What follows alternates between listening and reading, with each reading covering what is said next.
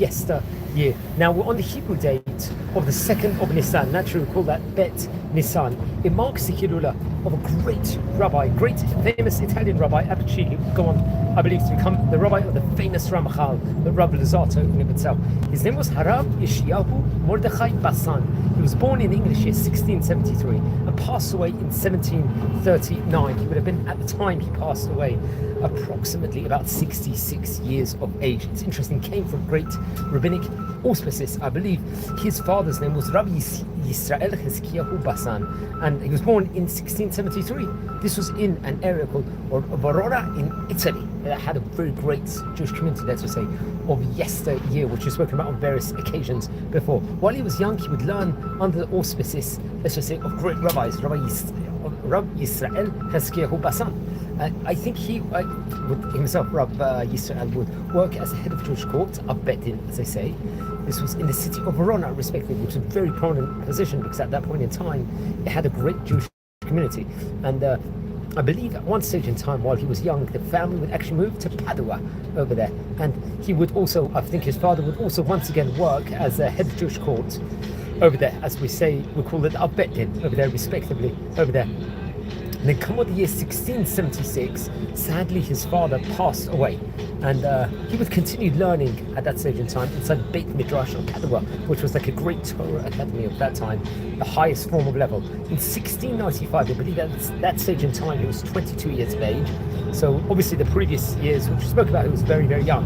So he would go to learn in the area of Mantuba in the Beit Midrash, the Torah study hall in Mantuba, over there, under the auspices of famous Rabbi Moshe Zahut, who probably was one of the most famous Italian rabbis, especially during the 1600s, who we've actually spoken about on various occasions before. And then he would, I think, later on actually return. So that was actually interesting. So he was Rabbi Zakuto, or Zahut, as you can say, was one of the great rabbis of that point in time. But I think Rabbi Zahut would actually pass away in 1697.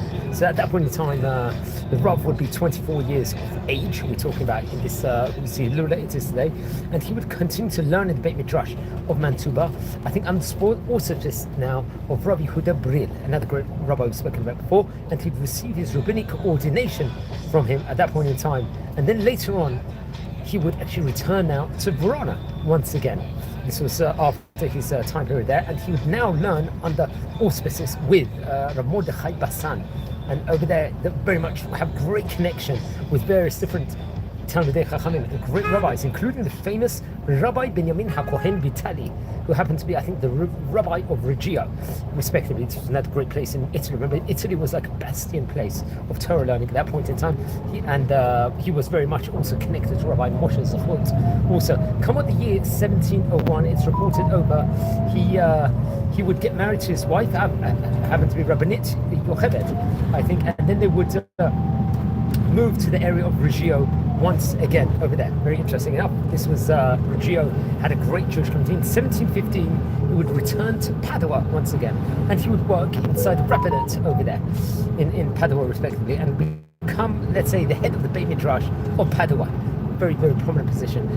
He had many great Talmudim, which we mentioned about beforehand, including the famous Ramchal, Rav Moshe Chaim Luzzatto, who became author of the Mesilat Yesharim and various other great Torah books in himself. In 1723, once again, he'd return now, this time to Reggio, once again. And after, I believe, his father-in-law passed away in the year 1730, he would now again he would return and become the head rabbi of the city. Now in 1737, it's reported over, he became sick, he suffered from illness over there, and I think he would return to Verona to receive various different treatments for what he had at that point in time. And I believe, sadly, he passed away, I think, a window of time afterwards. And it will become his son, Rabbi Yisrael Benjamin Bassan, would actually continue his place as the rabbi instead of him, continuing his great rabbinic, let's just say, brilliance after that point in time. Now he passed away in English year 1739. We're talking about nearly about 285 years ago here from time recording on Bet Nisan, the 2nd of Nisan. And I believe he was buried in Reggio, respectively. Now it's actually interesting, he left many of his works, the Torah works, were printed after he passed away. Now, for example, I think Some of them also remain in manuscript form, if I'm not mistaken. His book, the Lachmei Todah, which is a shut, She'elot and Tshuvot, question and answers, was printed after he passed away. And I think that was through his son in Venice, in Italy, respectively. I think in the year 1741. There was letters, let's just say, written at the time. There was a great machluk, various robust debates in regards to different books at that point in time. So many of the letters were, I think, printed in the Igrot Ramchal B'nai Doro, I believe, which came out actually only recently, in the year 2009. And there was various eulogies with regards to famous Rabbi Moshe Zechut, which was printed in the Tzifonot, I think in 2 volumes. This was in the year 1989, way after he passed away, only quite recently. Different biurim, let's say explanations with regards to Chazal, their teachings, was printed in the Zechor L'Avram in the year 1992. And very significant Pachad Yitzchak of Rabbi Yitzchak Lampertoni, I think, which was done in 5 volumes, was printed out, I think, between the years 1962 and 1986, if I'm not mistaken, which he would have a part of that. Various different piyutim, poems, which he sang, and especially there was a famous piyut, which was printed in the book Lashon Lemodim of Rabbi Moshe Chaim Lisati, which was printed in 1945. So friends, it's his Hilul over here on Bet Nissan. Don't forget to light candles in his memory. Friends, we're a community here. We're learning about the great rabbis of yesteryear. Please subscribe to the channel. If you're related to any of the great rabbis we're speaking about, please send me an email. I would love to hear more. And we've related probably about 50 Italian rabbis of yesteryear. If anyone's interested in watching these videos, share the videos to those people respectively. Wishing you all well here, recording this live from Jerusalem. And don't forget to light candles and learn about the great rabbis of yesteryear.